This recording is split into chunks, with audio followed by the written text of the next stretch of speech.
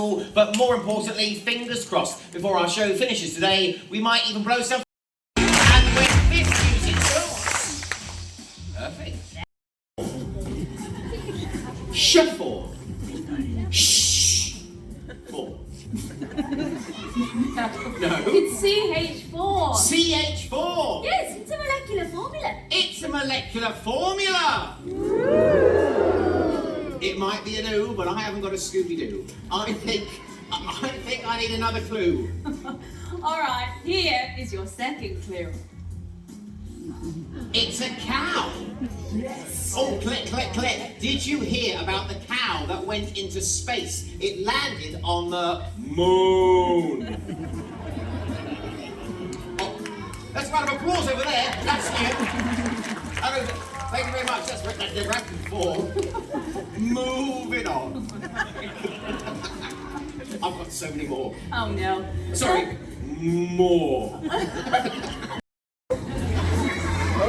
It releases methane into the atmosphere. Mike, do you actually know anything about methane or just the noise it makes? Let me see. Methane was first scientifically discovered back in November 1776 at the marshes of Lake Majorca by the Italian physicist Alessandro Volta.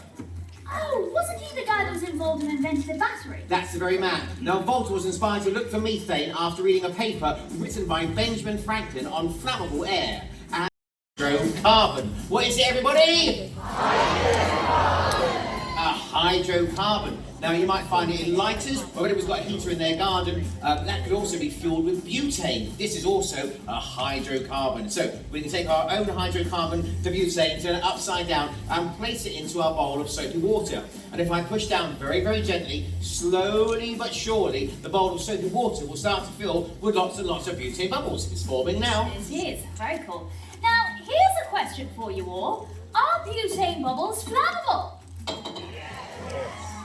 Okay, well, as it is a special occasion being here in Yeovil, I thought we should get Mike to put the bubbles on his hands and light them. Hang on. Hands up. Who thinks that's a bad idea?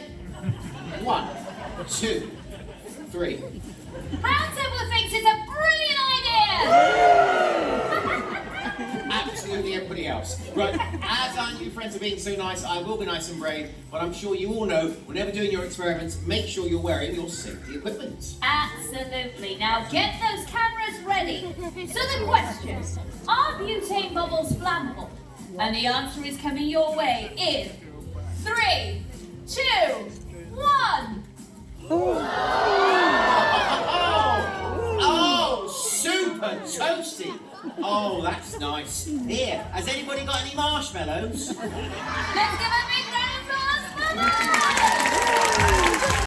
UV light from hitting the wall behind them, but it is hitting the wall all around them. That part of the wall is now gaining energy, and we'll give the energy back out by glowing.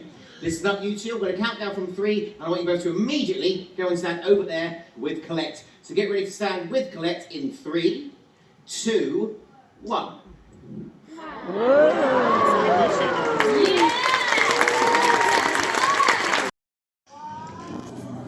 It's one of my favourite things, and what's really cool, if anybody was to make contact with the ball, it would get attracted to you. Look, watch this. Hand, hand, cheek.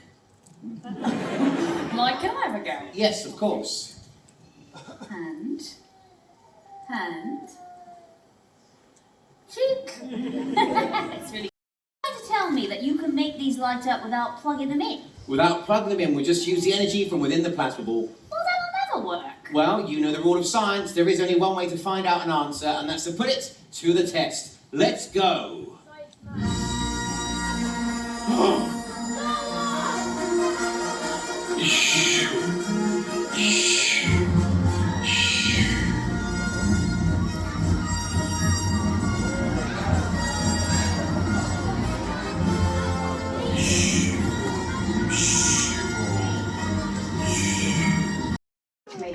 I shall now turn on the Van de Graaff. Hey, that was pretty cool, everyone. Let's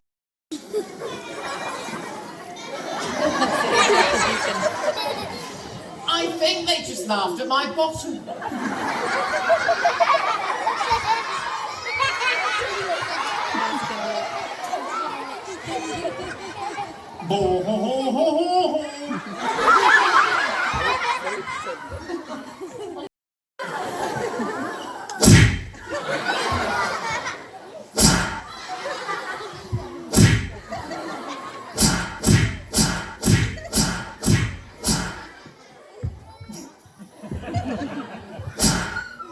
I thought that arm was broken for a second.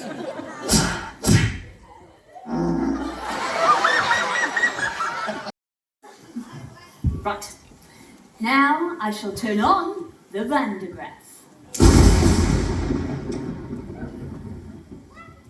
So, what's happening now is the electricity is passing through Mike's body and he's starting to make his hair stand on end. Mike, can you give your hair a bit of a shake for me? Shake it off. Because I'm worth it. Ooh, now, Mike. Yes? Does it hurt? Do you know what, everyone? This doesn't hurt at all. Oh, good. Well, this will. Now, in a moment, I'm going to ask Mike to place his hand towards this metal sphere, where the electricity will be able to jump from his body to the sphere. Now, we'll be able to hear the electricity, and we might even see a lightning bolt. Uh-oh. Shall we do it, everyone? All right, can we have the lights down, please? And we need complete silence. Okay, Mike, in your own time? Oh. Ow. Ah. Ah. Ah.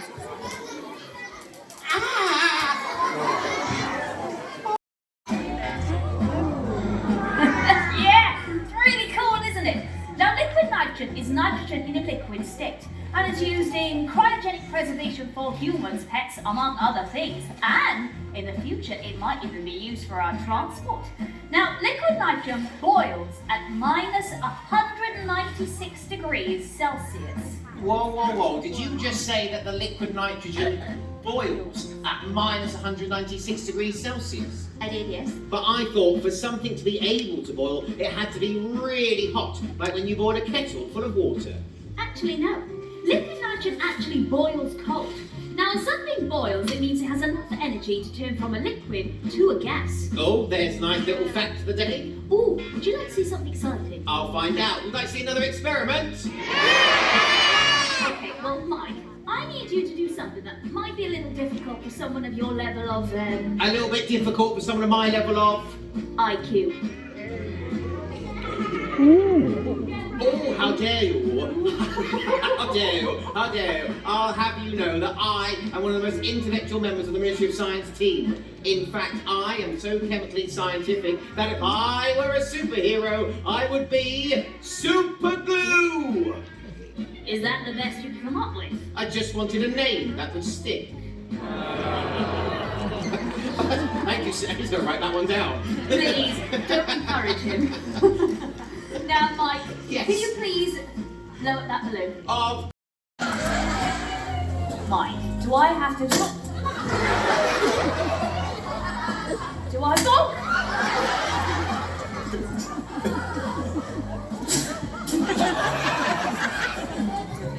Well, that didn't quite go according to plan, but it does give me a chance to try out an idea. If the liquid nitrogen is as cold as Colette says it is, I think if I was to put the flowers into the liquid nitrogen, they would freeze, they'd last much longer, and I wouldn't need to buy her any more flowers for a very long time. Whilst I'm getting my safety equipment on, if anybody has got a camera, now's the time to get out ready, because I think when the flowers go into the liquid nitrogen, it will make a really cool video. Which means the flowers are going in.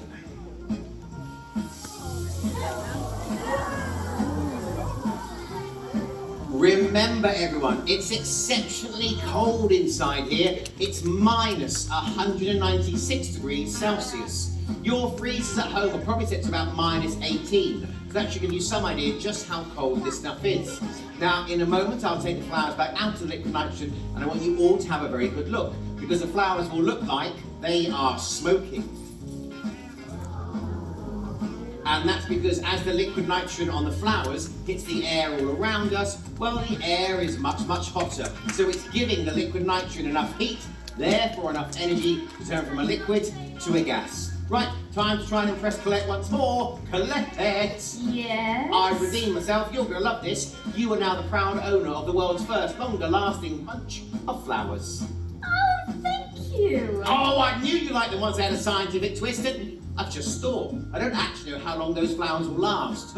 They might last so long that I won't need to buy Colette flowers ever again.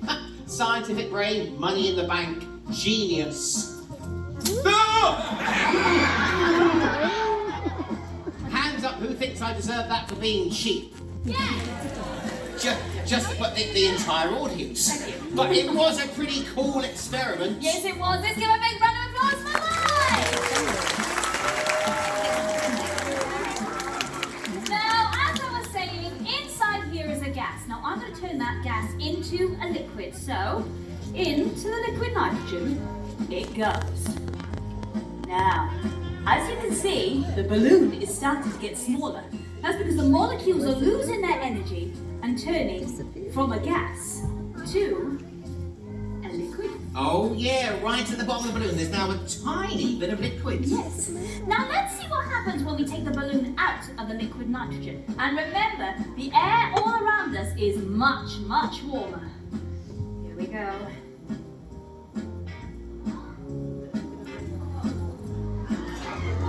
It's blown up again. Hey, that's really cool. Let's have a big round of applause for Colette, everybody. Pour liquid nitrogen into this bottle and close the lid. Well, as we've said before, in science there is only one way to find out an answer, and that is to put it to the test. Now I might just drop this desk back a little bit further so Colette can put our barrel in front of the desk. So while she's doing that, let's have a look. Yes, I think maybe we might need to just come back just a little bit further, just so we can get the barrel to be lined up with this gap here. Okay, whilst Colette's sorting that out, let's take a closer look at the bottle. The liquid nitrogen is constantly boiling at the very, very bottom, and nothing can stop that. And I hope everyone can see the gas clouds just keep on escaping out the top of the bottle. So of course, once we put the lid on really tight, we're going to be trapping the gas inside. The bottle will then start to expand, getting bigger and bigger and bigger, until I'm sure you've all guessed it, a great big bang. Explosion! Which means there's only one question to ask. Do you want to see it? Okay, now you can take photos of this one if you want, but don't forget, you can also put your fingers in your ears. Get ready. Let's do it. Liquid nitrogen boiling at the bottom. The gas clouds are escaping. We use the lid to trap all that gas inside. A few twists to make sure it's all nice and tight. That's pretty good. Into the barrel it goes. Fingers in ears, everybody.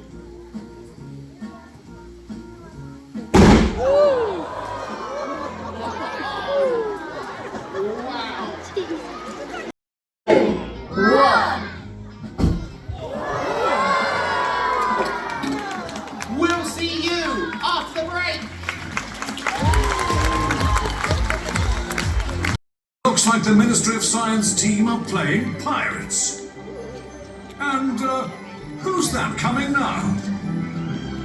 Oh, it's my favourite member of the Ministry of Science team. Ahoy there! Ahoy! Where's that other fella? I forgot his name. What do you call it? Yes, that's him. Funny-looking fella, that one. Oh, here he comes. And what's that? Oh dear. Oh dear, oh dear. I know what's under those covers. They're not playing pirates. They actually are pirates. And they have cannons. And not just any cannons, science cannons. Quick, quick, run for your lives. Hide, hide everyone. They're preparing to launch their weapons of science construction. Help, help.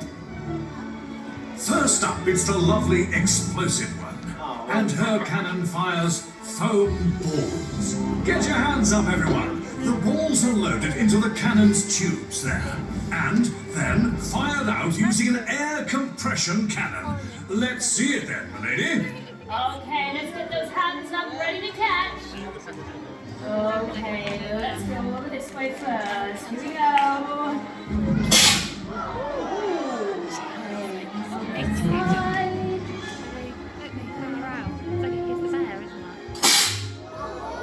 Ooh, okay, let's put them to the middle.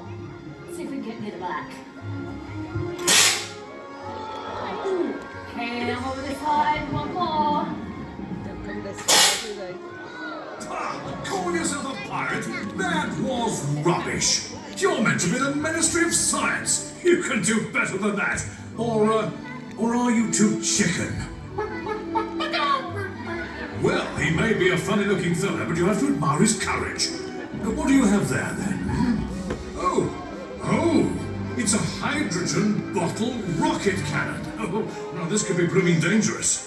These 2-liter bottles of water are mixed with hydrogen. And when the water is released, you'll see. Now, hydrogen is a chemical element with chemical symbol H and atomic number 1. As hydrogen is the lightest element on the periodic table, these little beauties should be coming right at you. Oh, here we go. Stand by. This side.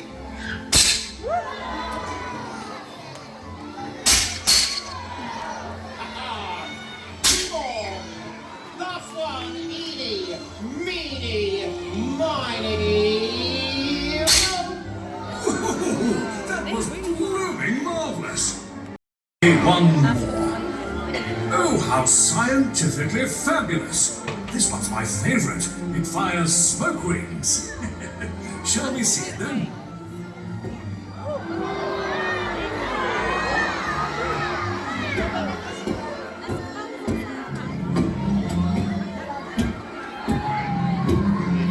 Can't catch them, can you?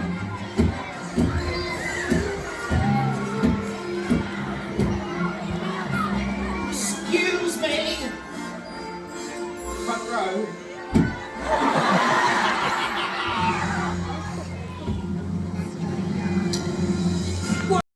Craft and the surface of the stage, and when we do that we should be able to glide along nice and easy. And like all forms of transport, you need somewhere for someone to sit. The 4 chair legs go into 4 holes, and then we are set, ready for action. But Colette and I, sadly, we're too big for this one. Oh. Sorry, I tried it earlier. So what we need now is, I don't know, somebody small, Something small. somebody tiny. Turn on the leaf blower.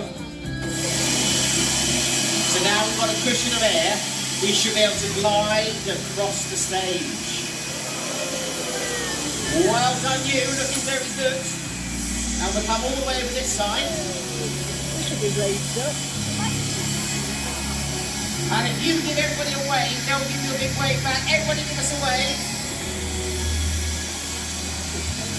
And we're going to go into 2, 3.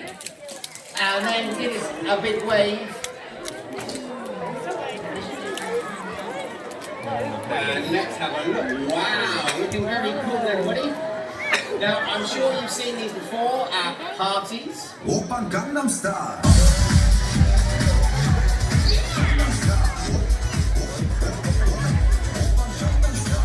Raves? And some of you may have seen these. Okay, everyone, do big circles one way.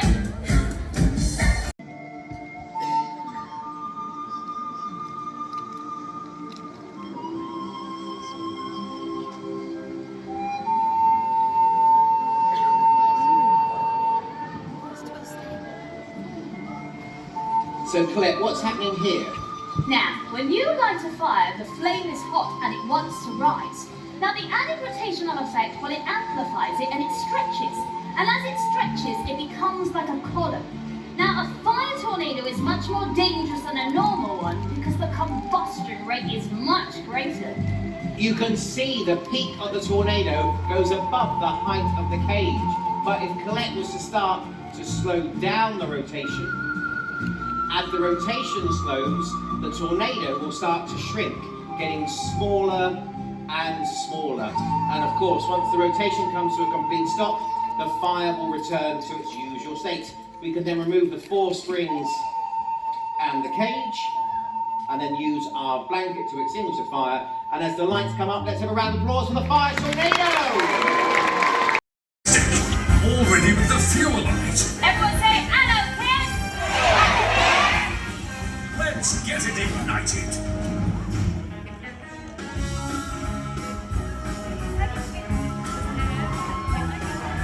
So, we've combined the fuel, the source of ignition, and the oxygen. And now we have fire. There's only one thing to do. Fingers in ears, everybody.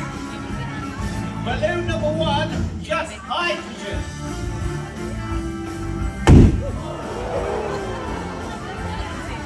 Get ready, fingers in ears. Balloon number 2, hydrogen with a little bit of oxygen. Uh-oh.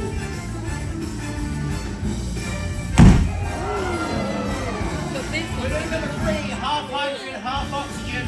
Fingers in ears.